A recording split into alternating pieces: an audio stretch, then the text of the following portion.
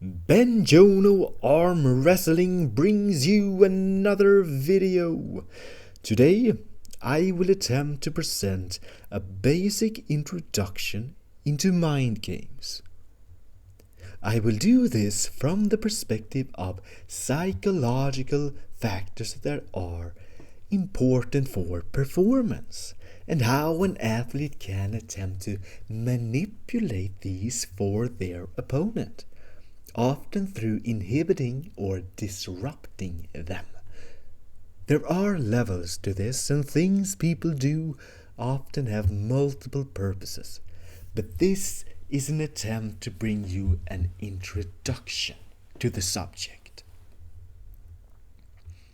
When talking about mind games in arm wrestling, a lot of people think of Devin Lorette, and for good reason. Throughout this video, I intend to use him as an example. By the end, you might have greater insight into what is going on during exchanges of mind games. In arm wrestling and any sport, it is beneficial to focus on that which you should focus on. Not very surprising. Focusing on securing that which you need to secure and being prepared for that which you need to be prepared for, this is helpful. This is useful. And directing your focus towards this involves bringing your focus towards the present and immediate future. It is in the present that we act, and it is only the immediate future that we need to waste our mental resources on when we are in an arm wrestling match or competition. Let us quickly exemplify what this might be in more concrete behaviors. We are in the setup and taking our grip. Things that might increase your odds of victory might be securing height or depth, trying to wiggle your hand away so that you're applying more pressure against your opponent's fingers. In order to achieve these things, it might be helpful to focus on them. Having your thoughts be on hiding your thumb, raising the lower part of your hand, getting arm to arm in order to gain depth, actually thinking about these things and the tiny, minute movements required to achieve them, being prepared to respond with Y when my opponent does X, sensing that your opponent is trying to achieve something and countering that. Directing your focus towards these things instead of having thoughts of worry, questioning your own ability, thinking about how tired you are, thinking about how strong your opponent is, worrying about the outcome of the match. These type of thoughts are pretty useless for you to actually perform.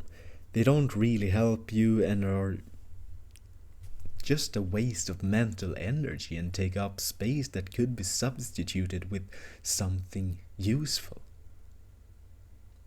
So,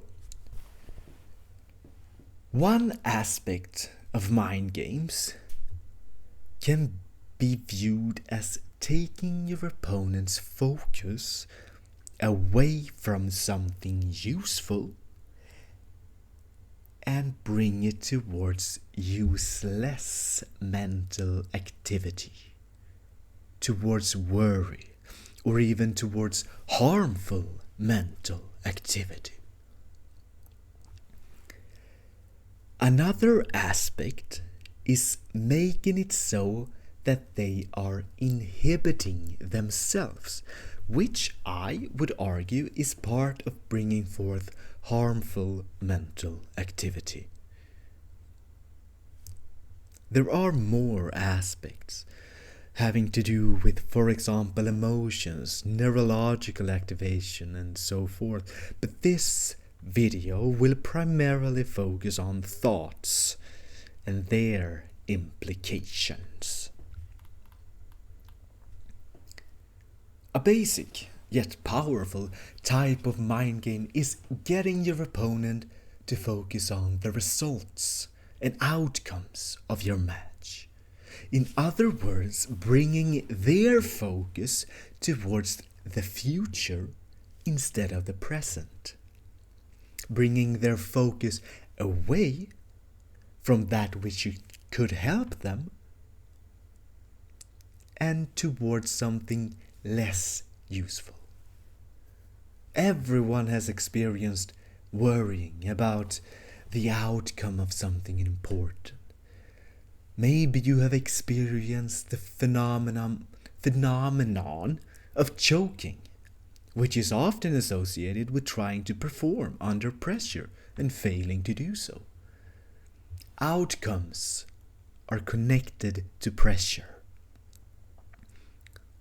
What if there is money on the line?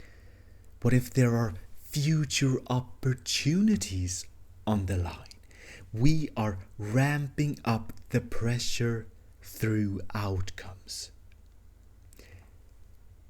In these cases, invading thoughts concerning outcomes become even more pervasive as the outcome becomes more important.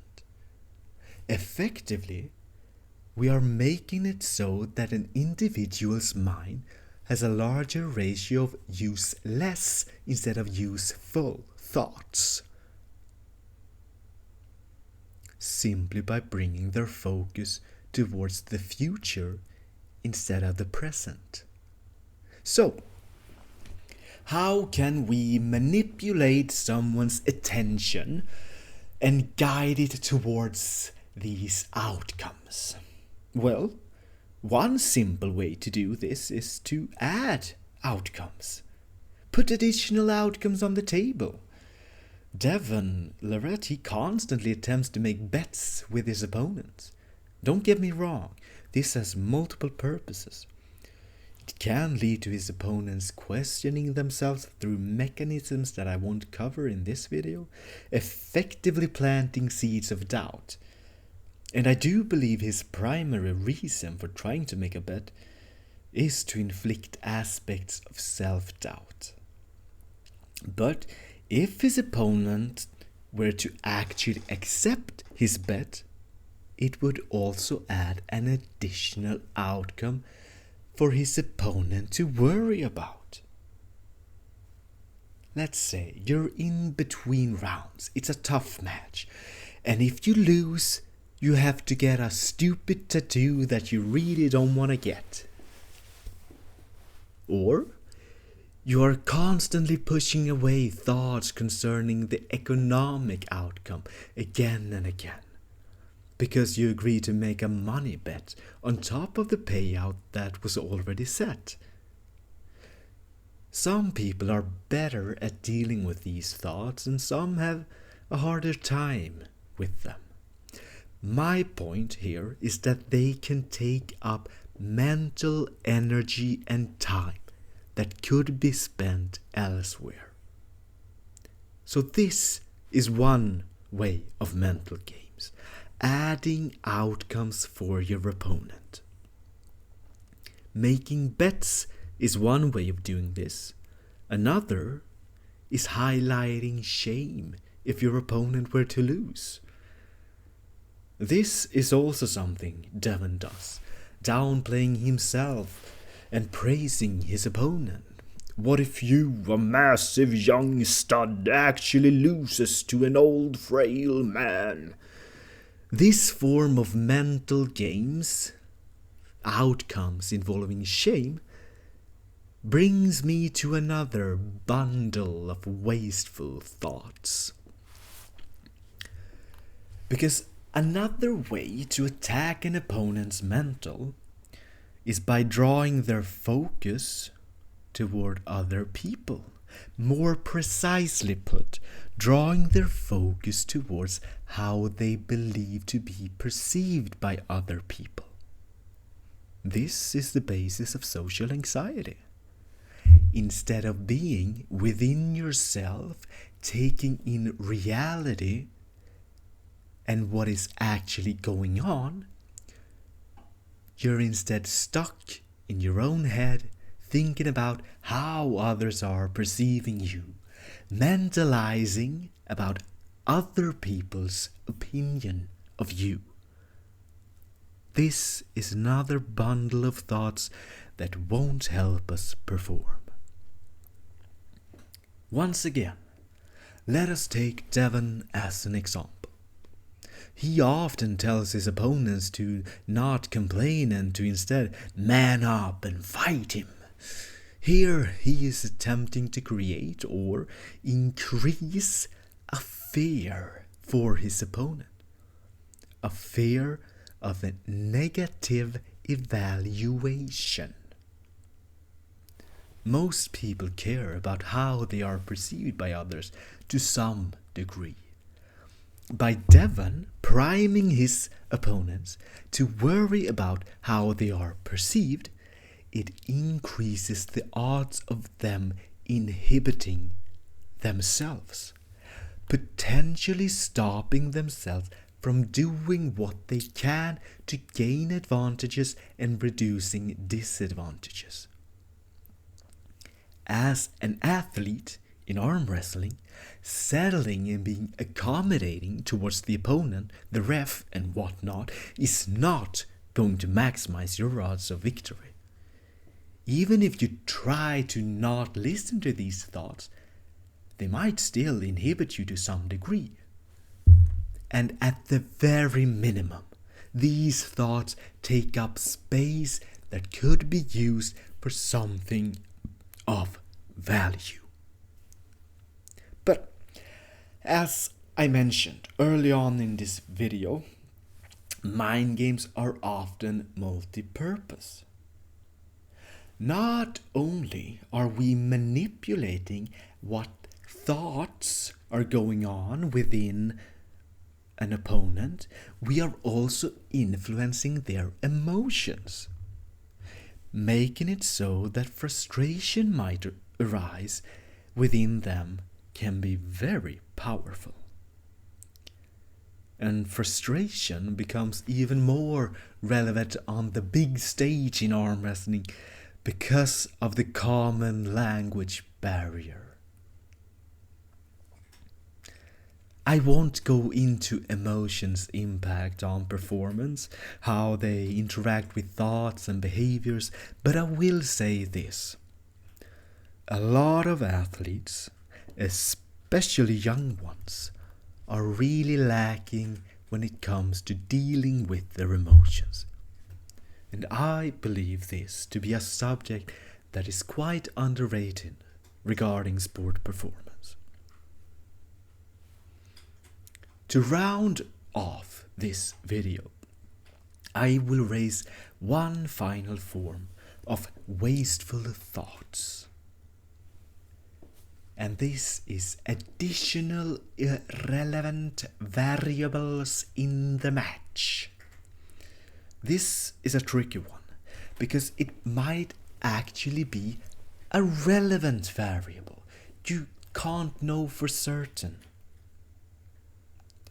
But it becomes much easier to physically and mentally prepare yourself when you know how a situation is going to play out.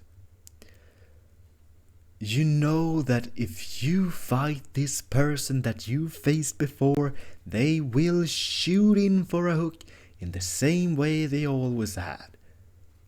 But if you face someone you've never faced or even seen or heard of before, you have no clue how they are going to wrestle, where their strengths are, etc. You might figure it out as you're getting a grip, but preparing yourself for something where there are unknown variables is different. This is not a big surprise. And one form of mind games is making your opponent second guess what you are going to do. second guess how the match is going to pan out. Let's say that a match in reality will be outside versus outside. It is Devon versus Georgia. It's only going to go one way, and we all know it. If you could have your opponent second guessing themselves that you might actually go inside against them, well, they might even set up improperly against an outside move.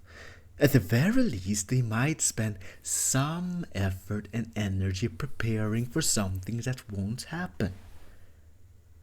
But this gets tricky, because what if you're actually going to do something different? Then there is suddenly value to preparing for the unknown. To sum it up, mind games can be used to manipulate what is going on within your opponent. What thoughts are prevalent within your opponent. This in turn influences what they do, and more importantly, what they don't do that they otherwise would. By making it so that your opponent is not focusing on what they should be focusing on, they are not maximizing their chances of success. To all of you who listened to this video, I am not trying to provide you with a blueprint for messing with your opponent. The purpose with this video was to make you more aware of different mental traps you might end up in. And this does not require an opponent. You can end up in these traps all by yourself. And this was a true purpose of this video, to give you an introduction to mental mechanisms that can inhibit your performance. The most common way this occurs is by your focus drifting away from the present towards outcomes, towards the future. Thank you all for watching, listening.